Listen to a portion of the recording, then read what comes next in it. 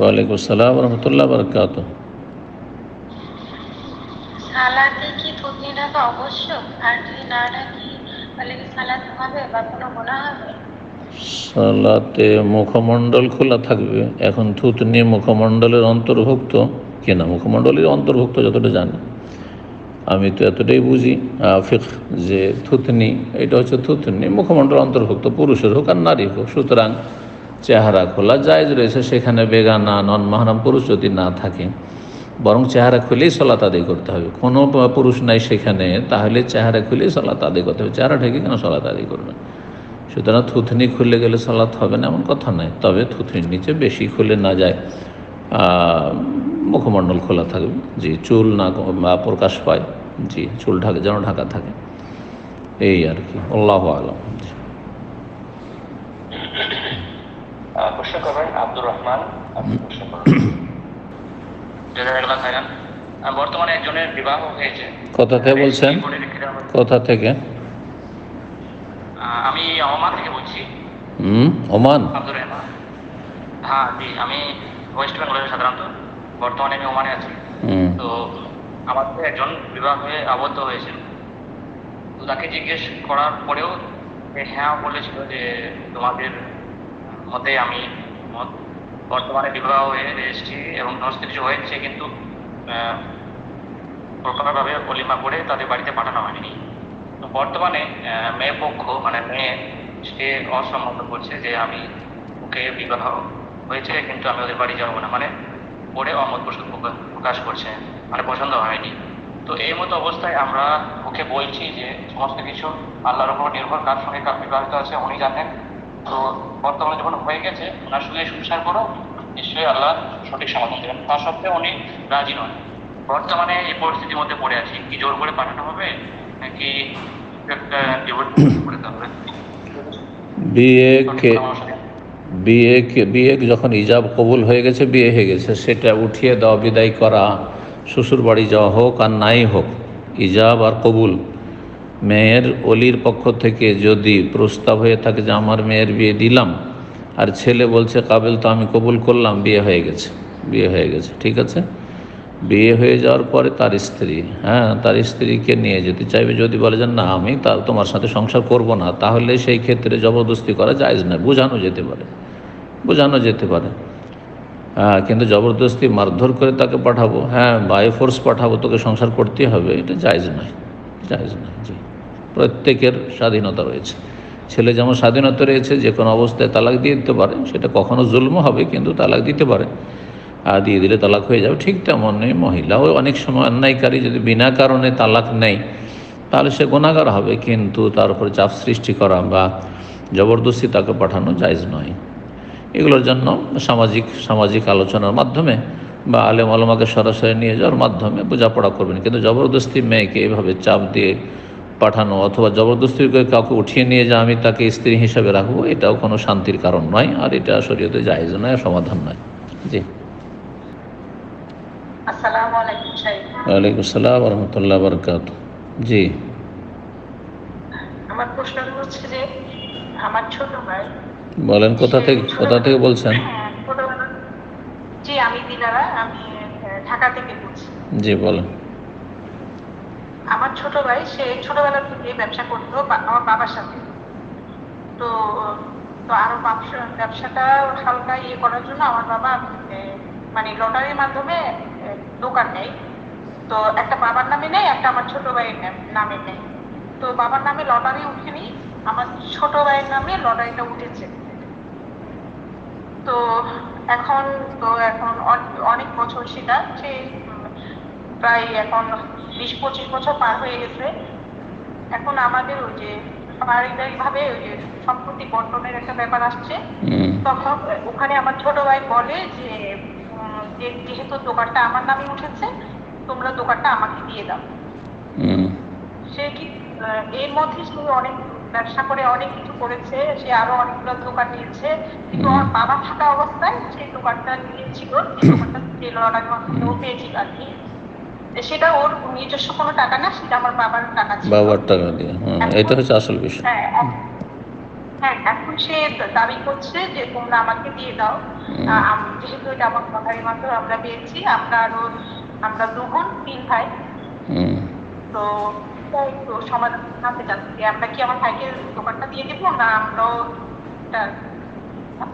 অংশীদার পাবো? জি জি, বুঝতে পারছি।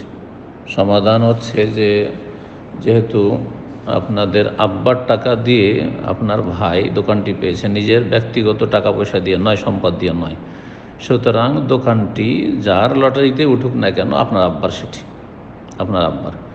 আর আপনার আব্বার যখন সম্পদ, তখন তাতে সবার ভাগ রয়েছে। 3 বোন 3 ভাগ, আর 2 ভাই যদি হয় 2 দুগুণে 4, যেভাবে হবে, মানে ছেলেরা দ্বিগুণ পাবে, 2 ভাগ পাবে, আর মেয়েরা 1 ভাগ পাবে। সব কিছুতেই, দোকানপাটেও, আর আপনার রাস্তাঘাটের পাশে যেসব জমি জায়গা সেগুলিতেও, আর মাঠে ঘাটে সব জায়গায় সমান ভাগ। এমন নয়, যা কিছু আমার দেশের অধিকাংশ মুসলিমেরা করে থাকে, জাহান্নামে যাওয়ার কাজ, আর বাবারাও করে থাকে, যে মেয়েদেরকেও মাঠের সস্তা জমি জায়গাগুলো, ডুবা জমি দিয়ে দাও, আর দোকানপাট, ফ্ল্যাট, বাড়ি ঘর, ভিটে মাটি সব হচ্ছে ছেলের জন্য। এগুলো হারাম, জাহান্নামে যাওয়ার কাজ। আল্লাহ হিদায়াত দান করুন। আসসালামু আলাইকুম ওয়া রাহমাতুল্লাহ। ওয়ালাইকুম আসসালাম ওয়া রাহমাতুল্লাহি ওয়া বারাকাতুহু। জি, শেখ, আমি লক্ষ্মীপুর থেকে বলছিলাম। বলেন।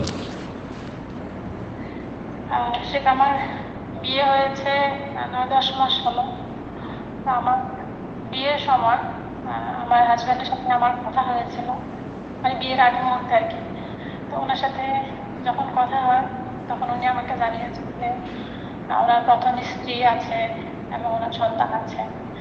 তো ওনার কিছু, মানে ওনার স্ত্রী থেকে উনি যে জিনিসগুলো উনি চায়, বা যে ধরনের কোয়ালিটি চায়, সেরকম কোয়ালিটি মেয়ে নয় উনি।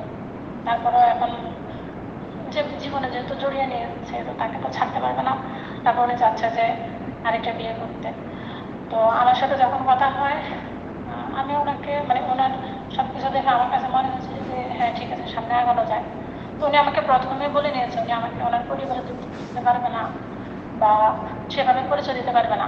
হ্যাঁ, কয়েক বছর গেলে আস্তে আস্তে হয়তো বিদ্যাটা সমাজে তুলবে। পরিচয় দিতে পারবে না, শোনেন আমার কথা শোনেন, পরিচয় দিতে পারবে না মানে কি গোপন রাখবে বিয়ে একবারে? না, আমি ওনার স্ত্রী এটা রাখবে, কিন্তু ওনার পরিবারে বা ওনার এলাকায়, মহল্লায়, আত্মীয়স্বজনের এটা প্রকাশ করবে না, এই পরিচয় দিতে ওনার এলাকায় পরিচয় দেবে না, কিন্তু অন্য অন্য জায়গায় আপনার গ্রামের লোক জানে, যেখানকারই হোক, আপনার মুসলিম সমাজে আপনার গ্রামের লোকেরা জানে যে আপনি ওনার স্ত্রী বিয়ে হয়েছে, নাকি কাউকে জানতে দেয়নি? ওনার পরিবারের কাউকে জানতে দেয়নি, বা ওনার এলাকা আমার এলাকা আলাদা আলাদা। সমস্যা নেই, কিন্তু পরিবার বলেন বা আমার, আপনার এলাকার লোকেরা জানে কি না, না কেউ জানে না? আমার এলাকার লোকেরা জানে। যদি কমপক্ষে জানতে হবে মুসলিমদের। আলেনুন নিকাহ নবী সাল্লাল্লাহু এলান করতে বলে, ঘোষণা করতে বলেছেন, জানতে দিতে হবে। একেবারে গোপনে শুধু স্বামী স্ত্রী জানবো, হ্যাঁ, আর অনেকে তো বলেছেন 2 জন সাক্ষী শুধু জানাও যথেষ্ট না, কারণ নেকার ঘোষণা করতে বলা হয়েছে। তবে ঘোষণা না থাকলে কমপক্ষে 2 জন জানবে, এটা তো ফরজ সবার কাছেই। আর তারপরে অতিরিক্ত জানাজানি থাকতে হবে, না হলে সমাজে ধরেন ওর সাথে যখন চলাফেরা করছেন, তখন মানুষের কাছে মার খেতে হবে, অপমান হইতে হবে শরীয়তে। এই দিক লক্ষ্য করে, আর এই সমস্ত অনেক উপকারিতা রয়েছে ঘোষণার, যার ফলে বিয়ে শাদী গোপনে করা যায় না আসলে। জি, আর আপনার প্রশ্ন কি বলেন?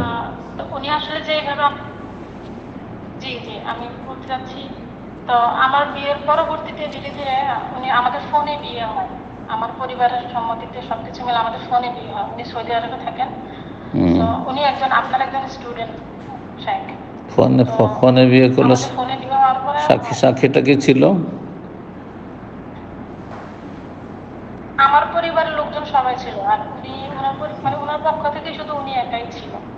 আমার পরিবার থেকে আমার ভাই বা আমার আত্মীয়রা ছিল সবাই। তো উনি এর 4-5 মাস পরে দেশে আসেন, এসে 4 দিন স্টে করে চলে যান। তো প্রশ্নটা, মানে আসল বিষয়টা হচ্ছে, আমি ধীরে ধীরে এখন, মানে সম্পর্কটা এখন, যদিও এই 10 মাস হয়েছে ওনার সাথে আমার 4 দিনে দেখা হয়েছে, আমি এখন ধীরে ধীরে ওনার আচরণে বা ওনার কথায় সবকিছুতে বুঝতে পারছি উনি আমাকে প্রথম যেই জিনিসগুলো বলেছেন, আমার প্রথম স্ত্রী সম্পর্কে, ওনার হয়তো ওনার প্রথম স্ত্রী এটা এরকম ছিল না, ওরকম ছিল না, বাট এখন দেখছি যে এগুলো আসলে ভুল ছিল, অনেকটাই ভুল ছিল, প্রতারণা ছিল। ধীরে উনি আমাকে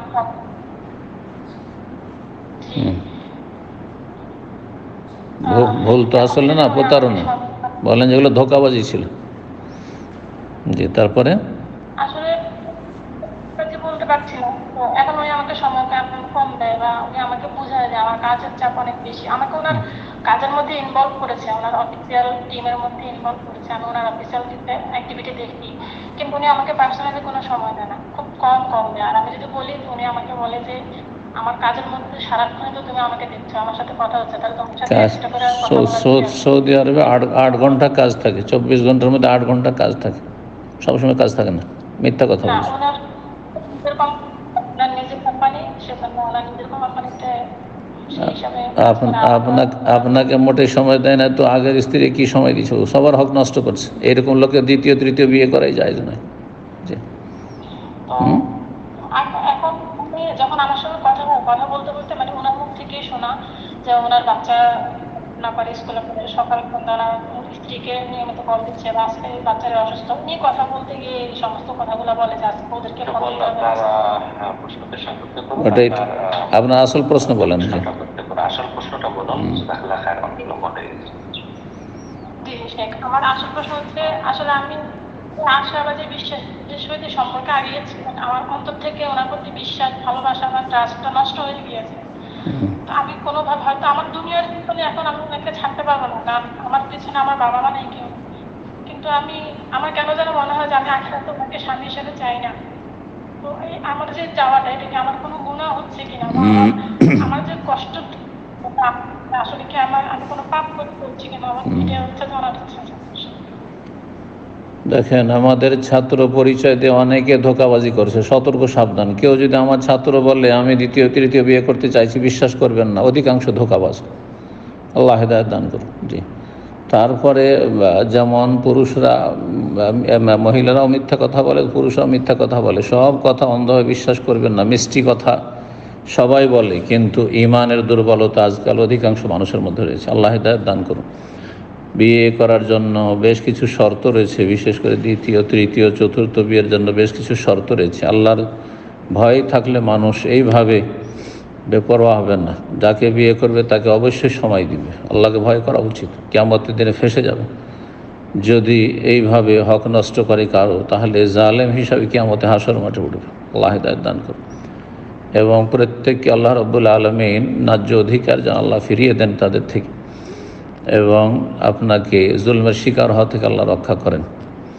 যদি এতটুকু ঘৃণা হয় কারো ওপর যে সে যেন আমার আখিরাতের স্বামী হয়ে না উঠে, তাহলে তার সাথে আমার পরামর্শ সংসার না করা উচিত, তালাক নিয়ে নেওয়া উচিত। আল্লাহর উপর ভরসা করে আল্লাহ রাব্বুল আলামিন উত্তম বিকল্প দান করুন, ভালো ব্যবস্থা করবেন। কারণ নিশ্চয়ই সেই ব্যক্তি এত বেশি দুর্ব্যবহার করেছে অথবা করছে, অথবা সে মোটেই হক আদায় করছে না, যার ফলে এই ঘৃণাটা তৈরি হয়েছে।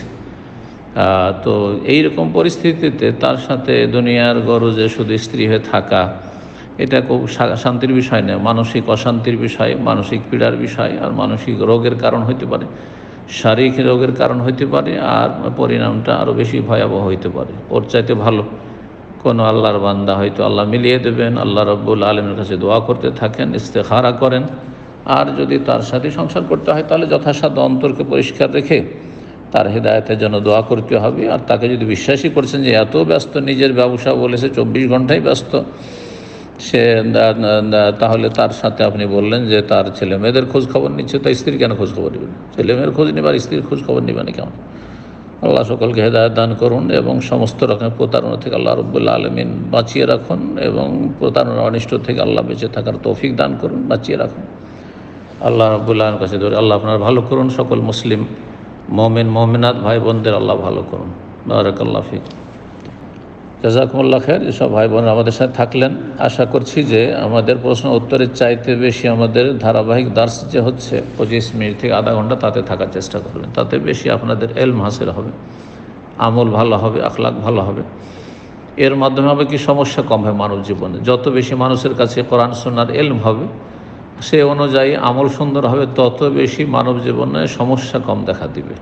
কেউ কারো হক নষ্ট করবেন না, আর কেউ জুলমের শিকার হবে না, জুলম কারো করবে না। আল্লাহ রাব্বুল আলামিন যেন তৌফিক দান করেন, এবং সমস্ত রকমের বালা মুসিবত থেকে আল্লাহ প্রতিটি মুমিন ভাই বোনকে আল্লাহ হেফাজত করেন, বিশেষ করে যারা দিন চর্চা করছেন, দিন শিখছেন, আমল করছেন এবং দাওয়ার কাজে জড়িয়ে রয়েছেন, যারা যেখান থেকে যেভাবে সহযোগিতা করছেন দাওয়াতি ময়দানের, কোরআন সুন্নাহ নির্ভেজাল সালাফে সালেহিনদের মানহাজের দাওয়াতে, আল্লাহ তাদের উত্তম প্রতিদান দান করেন, দিন দুনিয়ার সার্বিক কল্যাণ দান করেন। আল্লাহ রাব্বুল আলামিন সমস্ত বালা মুসিবত থেকে, অনিষ্ট থেকে আল্লাহ হেফাজত করেন। মানসিক, শারীরিক, পারিবারিক, আর্থিক, সার্বিক শান্তি আল্লাহ দান করেন। মুমিন মুমিনা যারা দুনিয়া থেকে চলে গেছে ঈমান অবস্থায়, আল্লাহ তাদের মাফ করেন। আর যারা রয়েছে তাদেরকে ঈমান রক্ষা করে চলার তৌফিক দান করেন।